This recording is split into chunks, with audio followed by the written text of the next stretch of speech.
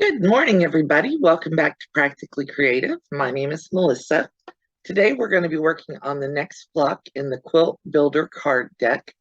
I am working on the art square. Here is a picture of it for you. And I'm going to show you, I can't show you the measurements because it's not my pattern, but I'm going to show you how to put this together. And I'm going to put my spin on it, of course. So if you hang out for a little bit, I'll show you how to make this one quickly and easily. This block is actually pretty simple. It requires 8 squares of fabric, of your background fabric, and then 8 half square triangles that are made with your background fabric and with a feature fabric. This is the feature fabric I'm going to use. This is one of the flea market fabrics from Lori Holt's Be in My Bonnet collection. It's available through Riley Blake. And what I've done is I have cut the 8 squares here. And rather than making 8 separate HSTs, I'm going to do half square triangles using the Magic 8 method. What I've done is I've cut my 2 blocks to the exact same size, and I have drawn from corner to corner both ways diagonally. I'm going to take these over to the sewing machine and I'm going to sew these, and then I'll be back to show you how to cut this. I'm using about a 2 stitch length.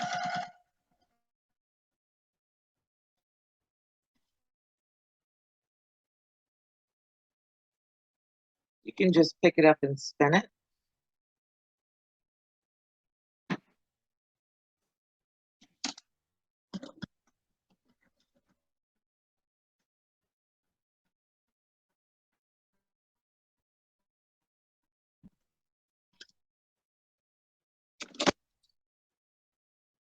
And then do it the other direction. I have the 2 pins in here just so that nothing shifts on me while I'm sewing.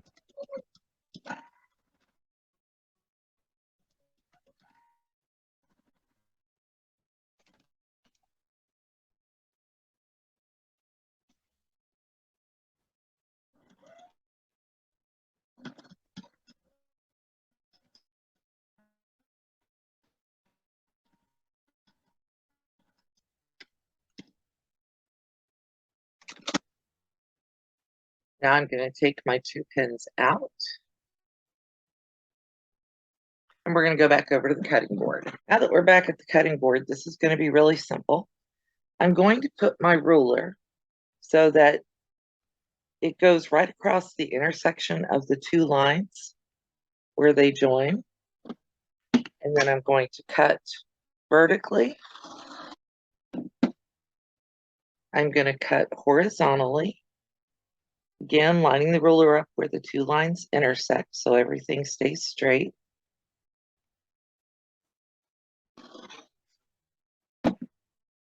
And then I'm going to take each of these sections. You can do this straight across if you have a longer ruler.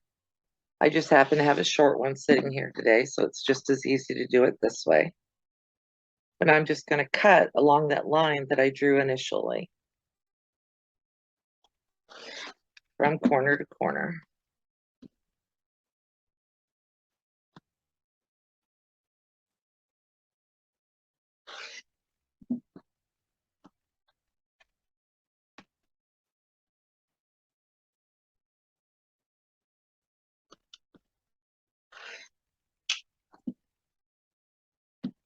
And that gives you 8 half square triangles. And then I'm going to go ahead and square up my half square triangles. All right, so I'm going to line up my square up ruler along the seam here. And I'm going to cut this down to the size that it needs to be.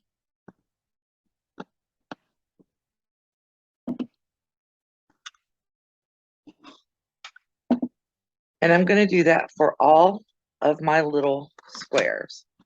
And I'll be back once I have them all squared up to show you how to sew this together. Okay, so now that I have everything squared up, I'm going to finger press all of my HSTs open, and I'm going to finger press to the darker side. I'm not putting lots of pressure on it. I'm just basically pushing it flat. I don't want to stretch those bias seams there.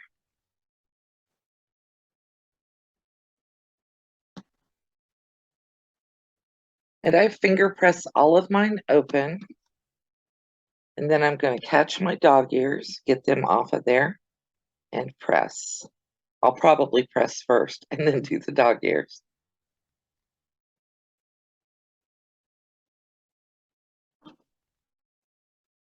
But I just want to make it as easy as possible to press everything open.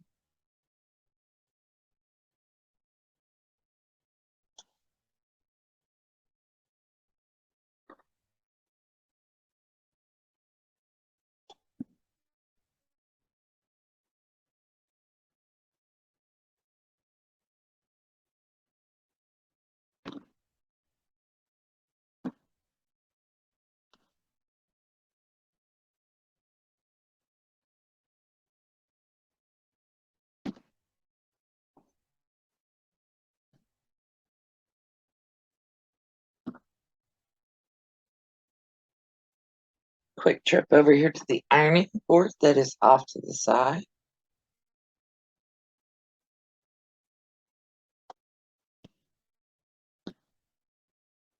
I didn't get those bottom two, so I got to press those.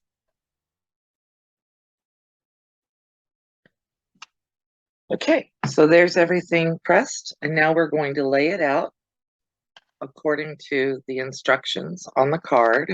This down according to the instructions on the card or the picture, and it has 4 corner squares. We're going to put B is my darker fabric, so I'm putting that there. And then we have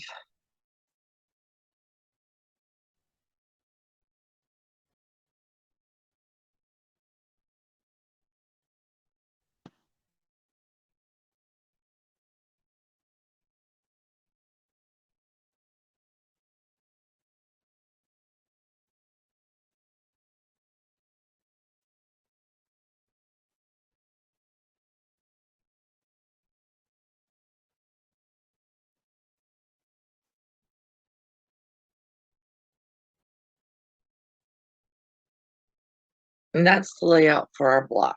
Now, the way I'm going to sew it is I'm going to sew it in columns, just like I did last week's block, so that all of my corners stay where they're supposed to be. So the first thing I'm going to do is I'm going to put the first 2 rows on top of each other.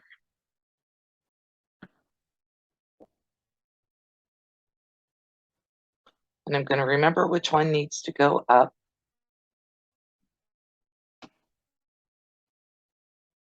Quarter-inch seam.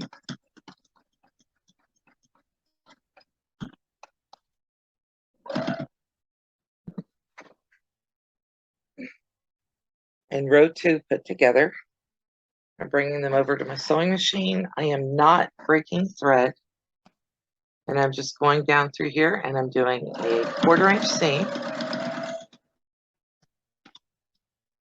down the side of each one.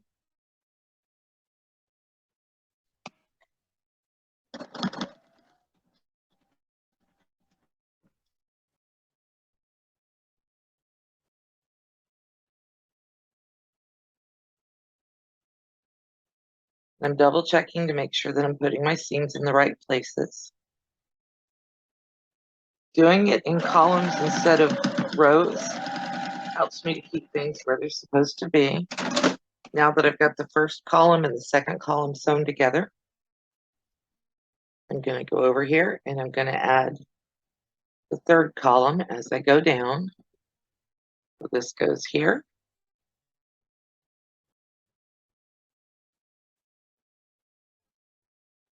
And I'm going to make those seams nest, even if it means that one of them is turned the wrong way.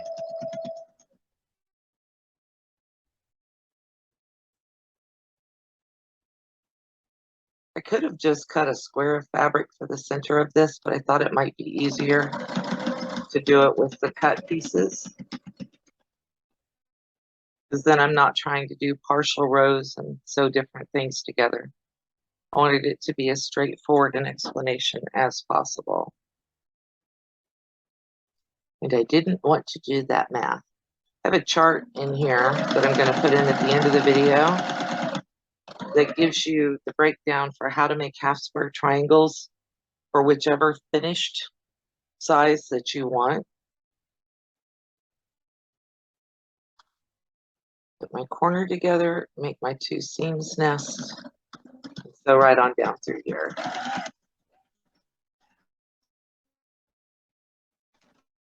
Now that we have row 3 on, I'm going to go ahead and go to row 4. Start at the top, match everything up, and then sew it together.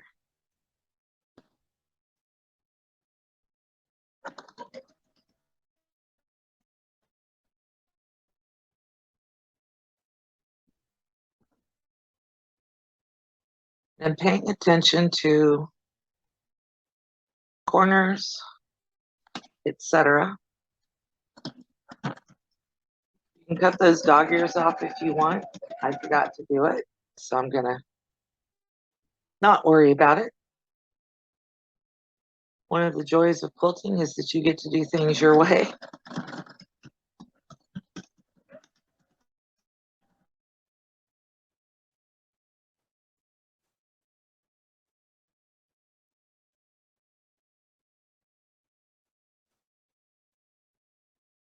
If I were sending my quilt out to a long armor, I would be more concerned about it, but I FMQ my own stuff.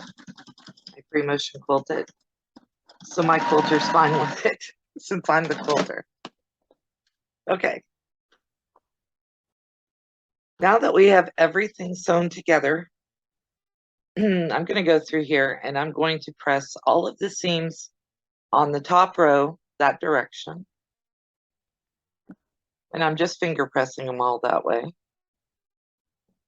On the second row, I'm going to press them the opposite direction. And this is just so my seams will nest as I'm sewing my rows together.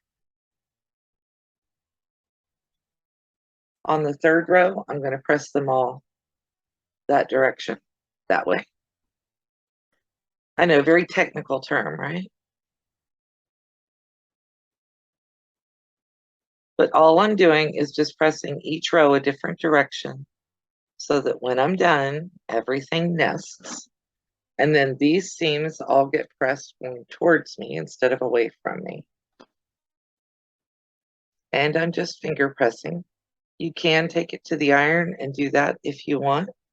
I'm not going to, but it's your quilt. You can do it your way. Now that I have the seams pressed so that they will nest, I'm going to put this together. I'm going to press these two seams with my fingers so that they go together. The two seams nesting are more important than the edges matching. Of course, you want both to happen, but if it comes down to a choice, I'm going to choose to make my seams nest rather than my edges match.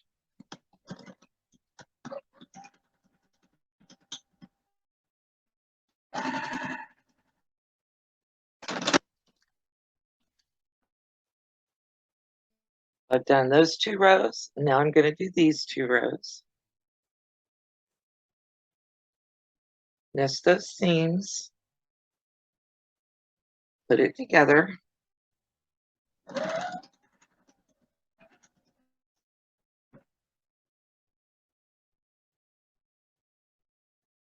And just FYI, this is not the way that the box tells you to put this block together.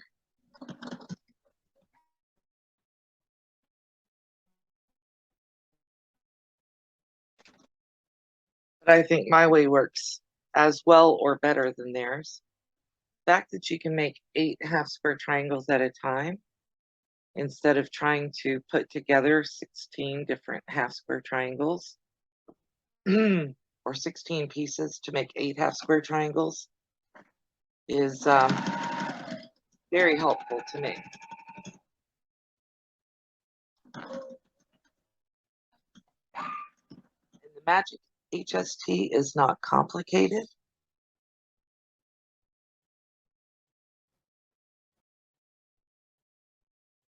I think it's way simpler than doing all those separate half square triangles.